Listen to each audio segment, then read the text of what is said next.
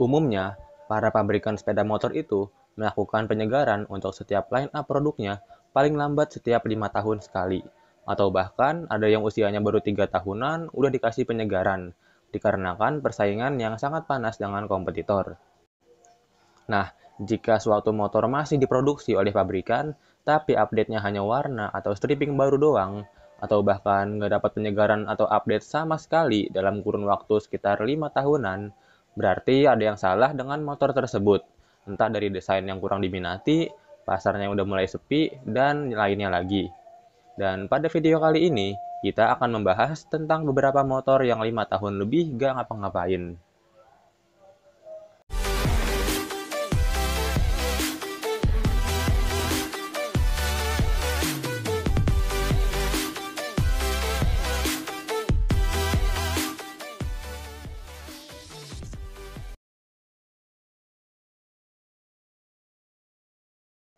Oke, pertama kita ke pabrikan sayap dulu aja. Pabrikan yang satu ini terkenal banget dengan penjualannya yang bejibun di Indonesia dan dunia. Bicara nasib, Sonic 150R ini adalah satu-satunya motor 150cc Honda bermesin K56 yang nggak ada update sama sekali sejak rilis tahun 2015 lalu. Yang berarti udah 8 tahun nih motor gak ngapa-ngapain, cuman update livery doang. Padahal, saudara-saudaranya udah dikasih penyegaran semua. Seperti contohnya CBR 150R yang sekarang ganti desain yang 99% mirip banget sama CBR 250RR. Stok depan ganti jadi upside down yang konon katanya mirip sama yang dipakai di ZX25R. Dan penambahan assist lever clutch. Sedangkan untuk CB150R, AHM memberikan penyegaran berupa sok depan upside down baru sama update desain yang jadi makin modern. Untuk Supra GTR 150, dia dapat updatean berupa speedometer jadi full digital yang sama persis kayak punya Sonic, stripping dengan desain baru, dan pada area stop lamp juga dirombak. Jadinya sekarang lampu sen dan stop lampnya dipisah. Dan alasan Sonic yang satu ini gak ngapa-ngapain, yaitu karena pasar di segmen Ayago udah gak seramai dulu lagi, atau udah mulai sepi peminat. Jadinya AHM juga kayak terkesan males-malesan untuk update motor ini. Mending update Beat sama Vario aja ya kan, pilih yang pasti-pasti aja. Karena pasar di segmen ini sangat menjanjikan sekali penjualan serta keuntungannya. Ditambah lagi kan seluruh rakyat di Indonesia udah terdoktrin dengan kata-kata bahwa Honda itu irit dan awet. Soal irit sih ya oke lah ya bisa diakuin, tapi sebanding dengan tenaganya yang mungkin agak lemot.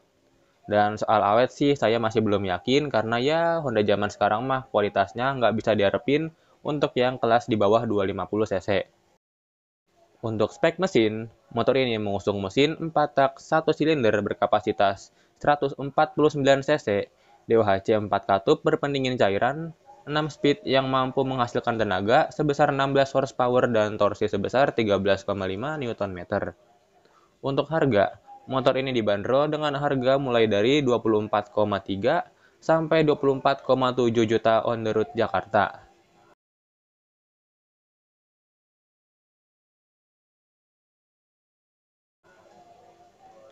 Untuk Satria Injeksi, hingga saat ini sih masih belum terlihat ada tanda-tanda bakal update. Sejak terakhir kali diupdate tahun 2016 lalu, yang berarti umurnya udah 7 tahun untuk yang injeksi. Paling ya selama ini dan kedepannya cuman ganti livery doang. Dan jujur sih ya, saya sebagai fans boy Suzuki juga gak ngarepin updatean motor ini. Karena ya, atau sendirilah ya, gimana penjualan motor yang satu ini. Apalagi pasar motor Ayago udah mulai redup. Gak kayak dulu yang rame banget peminatnya. Jadinya buat apa coba diupdate lagi dan lagi? Ngabis-ngabisin anggaran aja. Mending update Suzuki Carry sama R3 aja. Yang penjualannya lumayan bagus di Indonesia. Dan kalaupun ada tanda-tanda bakalan update desain sih, mending gak usah kayaknya. Karena yang ini udah lumayan bagus. Kalau diupdate takutnya malah nggak masuk selera warga Indo lagi desainnya.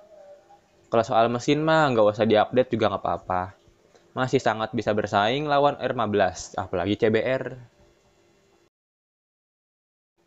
Bicara mesin, bebek yang satu ini terbilang cukup ganas.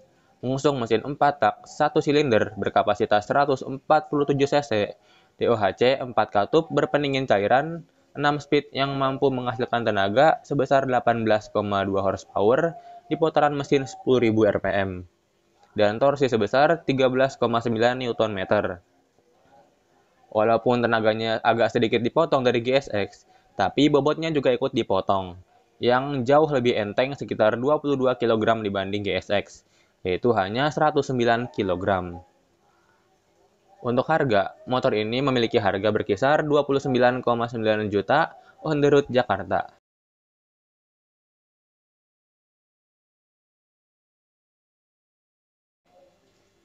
Selanjutnya, kita beralih ke kubu geng ijo.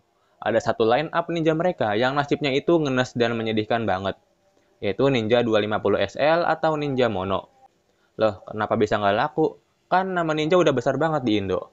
Alasannya ya, karena ketika motor ini rilis pada tahun 2014 lalu, untuk menandingi CBR 250R, market sport 250cc 1 silinder bener-bener udah sepi banget peminatnya hingga saat ini. Bahkan udah hampir nggak ada sama sekali. Jadinya ya udah deh nggak laku. Dan akhirnya unitnya cuma jadi penghuni gudang doang. Dan selama 9 tahun ini sih Kawasaki hanya ngasih updatean berupa livery baru dan warna rangka baru doang. Karena ya buat apa coba di-update sampai facelift design atau bahkan ganti mesin, tapi ujung-ujungnya nggak bakalan laku juga. Bener-bener ngenes banget nih motor. 9 tahun nggak ngapa-ngapain. Dan saking nggak lakunya, Kawasaki sampai ngobrol motor ini dengan harga yang bahkan mepet sama NMAX, yaitu 36 jutaan on the road Jakarta. Sedangkan NMAX tipe tertinggi itu harganya 35 jutaan. Gokil banget emang Kawasaki. Dan setelah bela-belain banting harga, hasilnya tetap gak laku juga. Padahal, dulu CBR 250R itu harganya kurang lebih sekitar 50 jutaan. Nah, otomatis kan harga Ninja 250 SL harusnya mepet dengan CBR 250R saat itu. Nah, dari sini aja udah ketahuan seberapa besar potongan harga yang diberikan oleh Kawasaki. Dan untuk kalian yang pengen ambil sport 150cc terbaru, kalian jadi punya dua pilihan. Mending ambil 150cc baru dengan fitur dan teknologi yang seabrek, atau ambil 250cc baru dengan fitur dan teknologi yang biasa aja. Untuk spek mesin, motor ini menggendong mesin 4 tak, 1 silinder berkapasitas 249cc, DOHC 4 katup berpendingin cairan, 6 speed yang mampu menghasilkan tenaga sebesar 28 horsepower, dan torsi sebesar 22,6 Nm. Untuk harga, motor ini dibanderol dengan harga hanya 36,4 juta rupiah on the road Jakarta.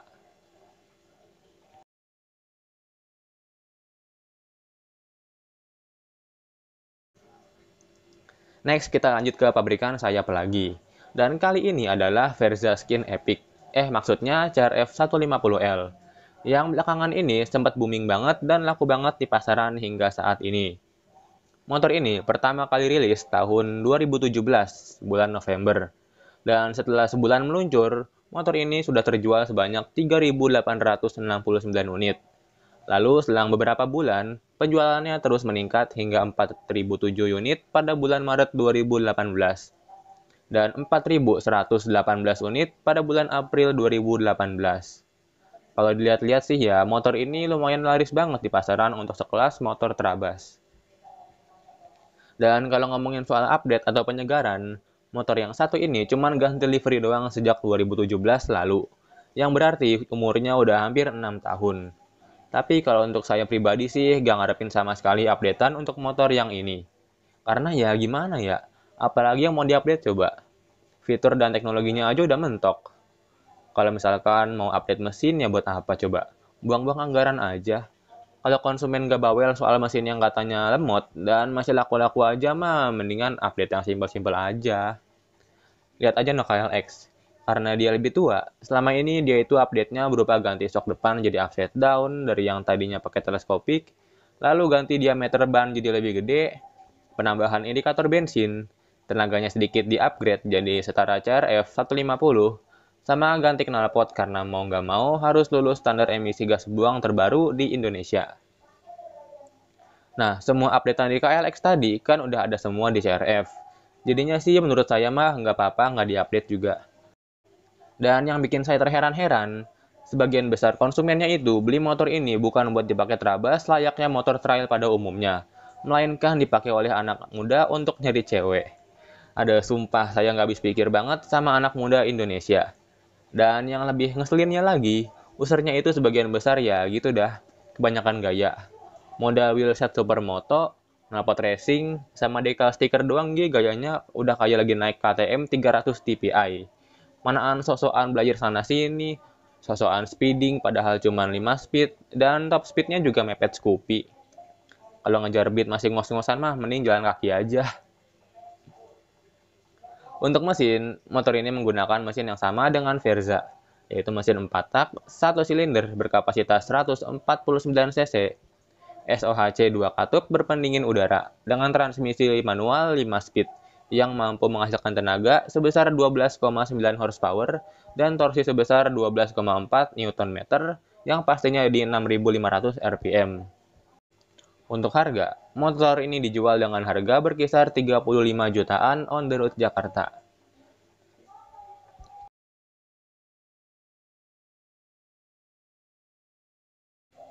Kita lanjut ke pabrikan garap Utala. Yamaha Lexi dirilis pada tahun 2018 awal. Dan untuk alasan motor ini gak ngapa-ngapain atau selama 5 tahun ini cuman update warna doang adalah karena ya melansir dari gridauto.com, Antonius Widiantoro selaku Public Relations Manager YIMM saat ditanya tentang updatean Yamaha Lexi, dia mengatakan, saat ini tidak, tapi kalau ditanya-tanya, saya harus nanya dulu sama orang produk planningnya. Dia juga mengatakan bahwa dia masih yakin bahwa Yamaha Lexi masih mampu menarik hati konsumen, karena dia punya pasarnya tersendiri di kelas Maxi Skutik. Berkat decknya yang rata, beda banget dengan semua varian Maxi Skutik Yamaha yang punya tangki bensin di depan. Tujuan deck depannya rata adalah agar usernya bisa bawa barang banyak di depan. Bisa buat bawa galon, gas, belanjaan dengan kapasitas yang lebih banyak, tanpa harus kesempitan atau mengganggu kenyamanan kaki. Apalagi kan kalian tahu sendirilah ya, bodi Lexi gedenya kayak apaan. Jadinya makin enak dah tuh naruh-naruh barang di depan. Dan untuk kapasitas bagasi juga tergolong gede kok, walaupun harus berbagi space dengan tangki bensin. Tapi kalau dilihat sekilas sih kayaknya masih gedean Vario 125. Untuk spek fitur dan teknologi, motor ini udah dilengkapi banyak banget beragam teknologi canggih. Di antaranya adalah teknologi Blue Core khas Yamaha, lalu ada variable valve, start and stop system, smart motor generator atau starter halus, lalu speedometer full digital yang isinya lengkap dengan AVG BBM, trip meter, konsumsi BBM seketika, voltmeter, jam, tachometer, dan lainnya lagi. Lalu motor ini juga dilengkapi dengan radiator, side stand switch, smart key, shock belakang tabung, serta rem ABS. Untuk mesin, motor ini mengusung mesin 4 tak, 1 silinder berkapasitas 124 cc, SOHC ingin cairan, bertransmisi Matic CVT, yang mampu menghasilkan tenaga sebesar 11,7 horsepower dan torsi sebesar 11,3 Nm. Untuk harga, motor ini dibanderol dengan harga mulai dari 22,8 sampai 28,4 juta rupiah on the road Jakarta.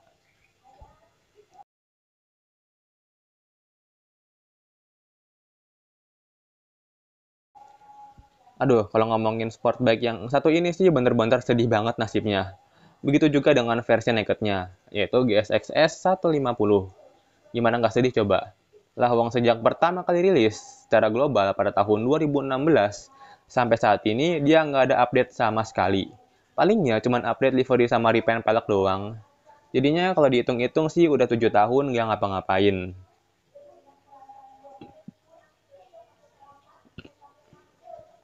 Dan kalau kalian masih nanya alasan GSX yang satu ini gak ngapa-ngapain, jawabannya adalah karena ya kalian tahu sendirilah ya. Yaitu karena desainnya yang terbilang nyeleneh untuk sebagian besar warga Indo. Dan yang paling parahnya, seluruh warga Indo udah terdoktrin dengan kata-kata bahwa part Suzuki itu mahal semua. Padahal itu hanya berlaku untuk produk motor jadul mereka. Padahal untuk GSX 150 ini, kelasnya lumayan ramai peminat loh. Coba aja nih ya, desainnya ganti yang agak kerenan dikit, kayak Next 2. Pasti makin laku dan sempurna. Dan saking banyaknya peminat di kelas ini, Honda dan Yamaha sampai bikin motornya semenarik mungkin untuk menarik hati konsumen. Contohnya adalah hadirnya Yamaha R15M yang fitur dan teknologinya itu benar-benar anti-mainstream dan tidak dimiliki oleh kompetitor. Contohnya ada quick shifter, traction control, variable valve, swing arm banana, dan lainnya lagi. Untuk Honda, dia ngerombak desain CBR 150R jadi semirip mungkin dengan CBR 250RR yang desainnya itu benar-benar keren dan timeless banget. Dan saking miripnya, kalau kalian benar-benar mau tampilan sekilasnya sama seperti CBR 250RR, kalian hanya tinggal ganti kaki-kakinya aja, yaitu velg, disc brake, kaliper rem, swing arm, sama knalpot. Dijamin deh, orang nggak bakalan sadar kalau itu CBR 150R. Untuk Suzuki, mereka nggak ada update apa-apa di sini. Tapi mereka justru punya dua fitur yang nggak dimiliki oleh kompetitor. Tapi ya, nggak bisa dibanggain sepenuhnya juga kayak R15M, yaitu easy start system sama kunci keyless. Ngomongin soal peminat, padahal peminat GSX ini tergolong lumayan banyak, walaupun nggak head-to-head sama dua kompetitor tadi. Dan satu-satunya yang bisa dibanggakan dari GSX ini adalah hanya mesinnya. Karena bener-bener real banget TOHC overbore, yang ukuran pistonnya itu nggak berubah sama sekali sejak zamannya Satria masih pakai karbu, yaitu 62 mm. Walaupun tenaga bawahnya loyo, tapi kalau RPM udah di atas 6000 mah waktunya kita dadah-dadah. Karena limit RPM-nya juga tinggi banget, ada di sekitaran 12.000 RPM. Dan motor ini juga akhirnya mendapat julukan sebagai sport bike 150cc 4 tak terkencang di Indonesia. Lalu untuk bobot, dia juga yang paling enteng, yaitu 131 kg. Sedangkan CBR dan R15 itu beratnya 137 kg untuk varian standarnya. Di sektor mesin, motor ini mengusung mesin 4 tak 1 silinder berkapasitas 147 cc, DOHC 4 katup berpendingin cairan, lengkap dengan transmisi manual 6 speed yang mampu menghasilkan tenaga sebesar 18,9 horsepower dan torsi sebesar 14 Nm. Ngomongin harga, motor yang satu ini dibanderol dengan harga mulai dari 34,2 sampai 37,5 juta on the road Jakarta. Oh iya, kalau kalian suka dengan pembahasan kayak gini atau sejenis ini, nanti bakal saya bikinin part 2-nya kalau daftar motornya ada ya. Jadi, segini dulu pembahasan kita kali ini. Terima kasih sudah selalu nonton dan support channel ini hingga saat ini. Sampai berjumpa di video selanjutnya.